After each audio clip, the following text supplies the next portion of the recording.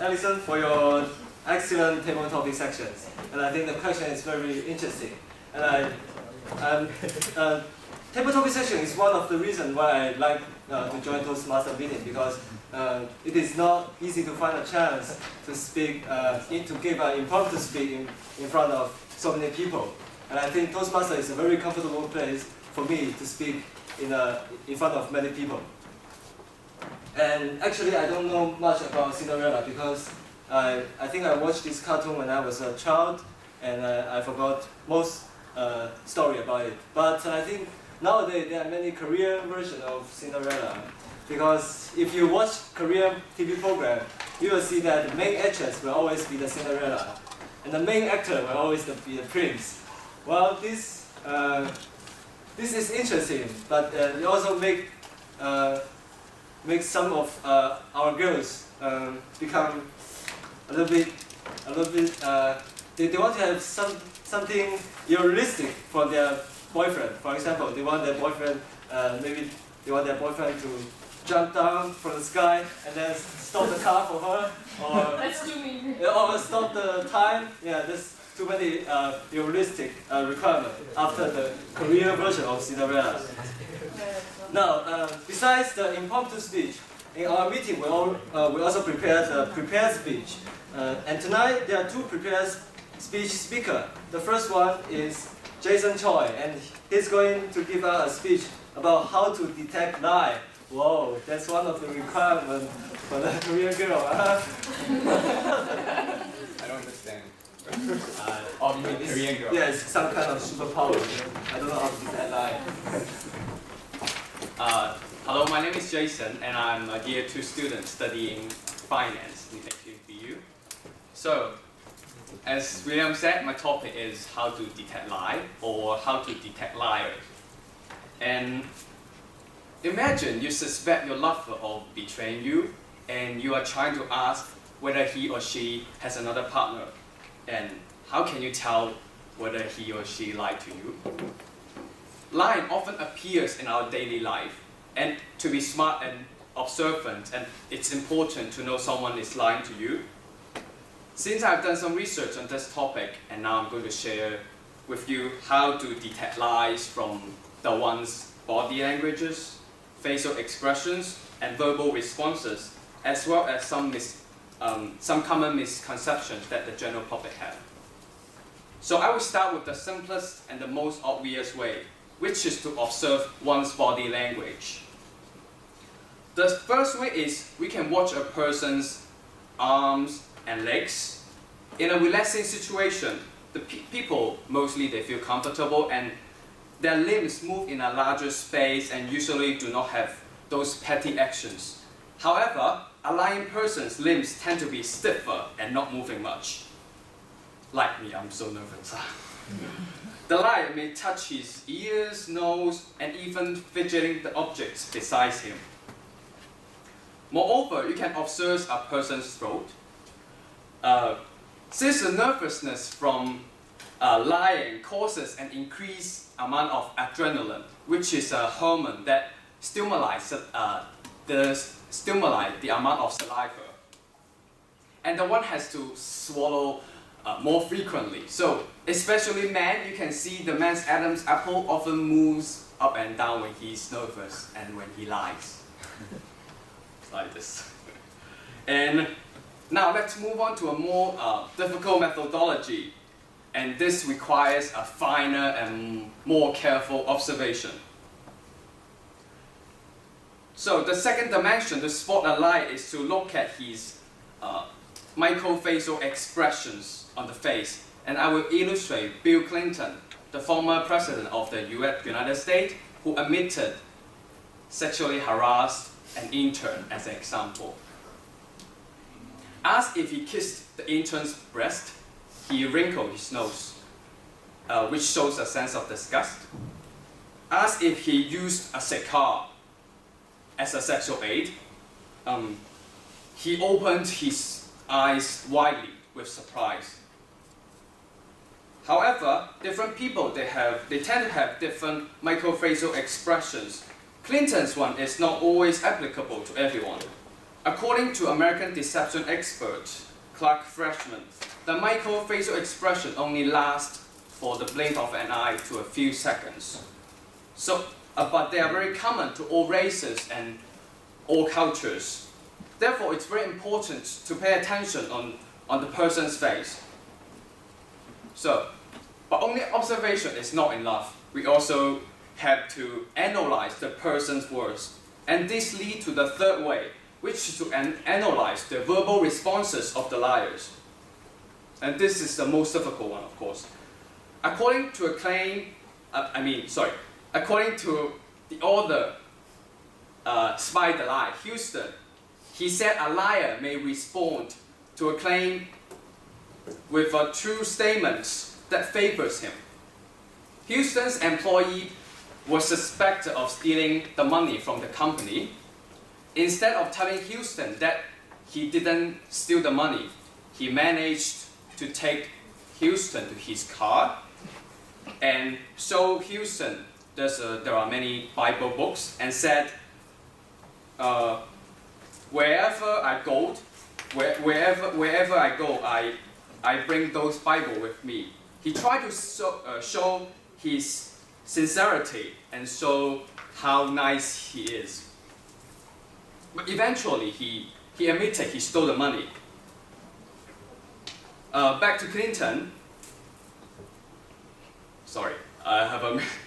I'm so nervous.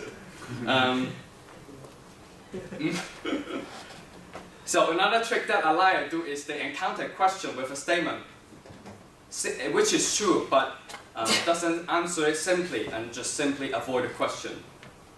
Back to Clinton. When asked if he touched the girl's breast, he simply avoided the question and just gave a long politician speech and said, "Let me say something about this." So also a liar may give excessive and exaggerating details. They may play with the usage of words and suddenly jump to other topics. Some of you might already had some ideas on how to detect lying before I give my speech. But a study reveals that the percentage rate to guess lying is only 50%.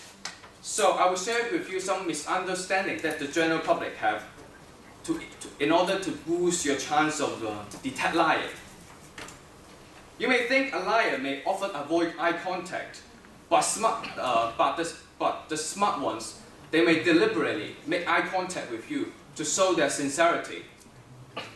Moreover, another misconception is a guy may look left or right when he is lying, but indeed he might think of where to have dinner or what to dress for tonight's dinner with his girlfriend. Finally, a good-looking people, they tend to be more honest. They tend to be, not real indeed, because they have a more symmetrical faces. Therefore, don't judge a person only based on the looking. So, back to the beginning. I hope you can tell whether your lover betrayed you or not, but of course I don't want to see any of them.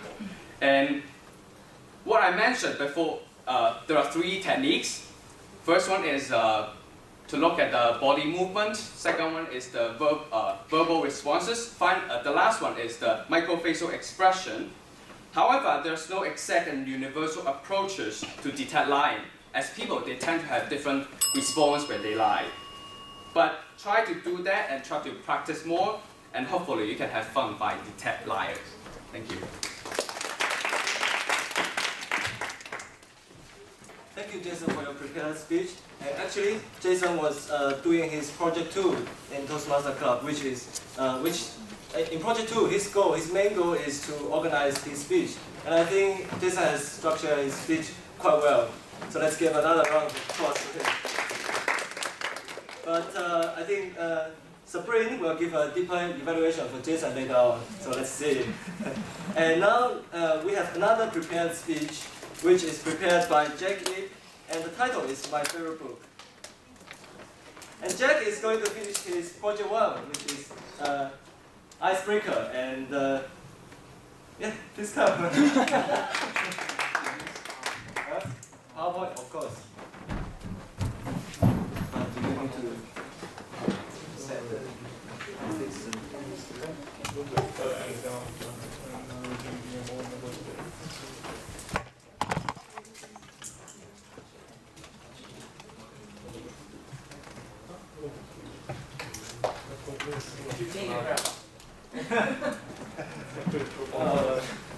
what do you see?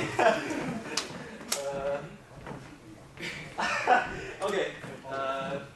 Yeah, there's a little bit technical problem right now. So, and my boss want me to entertain the crowd. And oh, okay, maybe I can make a show for you. Okay.